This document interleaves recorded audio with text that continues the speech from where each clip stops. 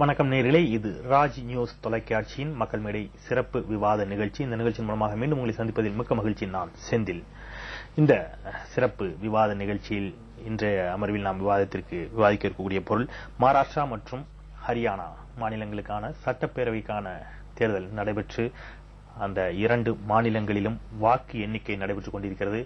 அந்த வாக்கு எண்ணிக்கையில் மீண்டும் பிஜேபி முன்னிலை வகித்திருக்கிறது. இரண்டு மாநிலங்களிலும் ஹரியானாவில் பிஜேபி முதல் முறையாக தனித்து ஆட்சியை பிடிக்கக்கூடிய ஒரு சூழல் உருவாகி இருக்கிறது. மகாராஷ்டிராவிலும் கூட தனிப்பெரும்பான்மைக்கான இடங்களில் ஓரிரு இடங்களில் மட்டுமே அவர்கள் குறைவாக பெறக்கூடிய சூழல் தற்போது நிலவி வருகிறது. தனிப்பெரும் கட்சியாக மகாராஷ்டிரத்திலும் பிஜேபி உருவாகி இருக்கிறது. இந்த நிலையில் இது எதை உணர்த்துகிறது?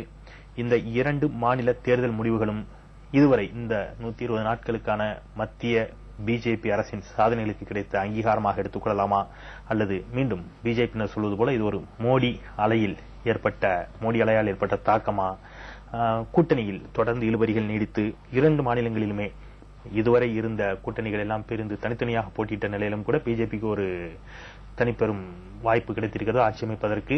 இது கூட இந்த கூட்டணி மாற்றங்கள் கூட ஒரு விதமான காரணங்களா என்ற பல்வேறு தளத்தில் இன்றைய அமர்வில் நாம் விவாதிக்க இருக்கின்றோம். நேர்களே, இது குறித்து நம்முடைய அரங்கத்திற்கு வருகை தந்து தங்களுடைய கருத்துக்களை பதிவு செய்வதற்காக பாரதிய ஜனதா கட்சியினுடைய தமிழகத்தினுடைய முன்னணி நிர்வாகிகளில் ஒருவரான திரு ஆதவன் அவர்கள் நம்மத்தில் வந்திருக்கிறார். வணக்கம். ரமேஷ் பாபு, சிவசேனா கட்சியினுடைய தமிழ் மாநில தலைவர், அவரும் நம்மத்தில் இணைந்திருக்கின்றார். வணக்கம். இந்த இருவரோடு மட்டுமல்ல, இன்னும் சிறிது நேரத்தில் நம்மத்தில் காங்கிரஸ் கட்சியைச் சேர்ந்த கட்சியினுடைய முன்னணி தலைவர்கள் ஒருவரான திரு ஹிதாயத்துல்லா அவர்களும் இன்னும் சில நிமிடங்களில் நம்மத்தில் இணைந்திருக்கிறார். இந்த இருவரோடும் இன்றைய அமர்வை தொடங்கலாம். வணக்கம். எனக்கு என்னுடைய கேள்வியை ரமேஷ் பாபு அவரிடம் தொடங்கலாம் அப்படின்னு நினைக்கிறேன். எப்படி ஃபீல் பண்றீங்க? ஏன்னா ஒரு 25 ஆண்டுகால உறவை பிஜேபியோடு முறித்ததற்காக இப்பொழுது வருத்தப்படுகிறீர்களா? இந்த தேர்தல் முடிவுகளை பற்றி உங்களுடைய அடிப்படையிலான பார்வை என்ன? இது தலைவர்கள் எடுத்த முடிவு. 25 ஆண்டுகால கூட்டணி ஒரு சில சட்டமன்ற வேட்பாளர்கள் கூடுதலாக பெற வேண்டும் என்பதற்காக இந்த பிரிவு ஏற்பட்டது.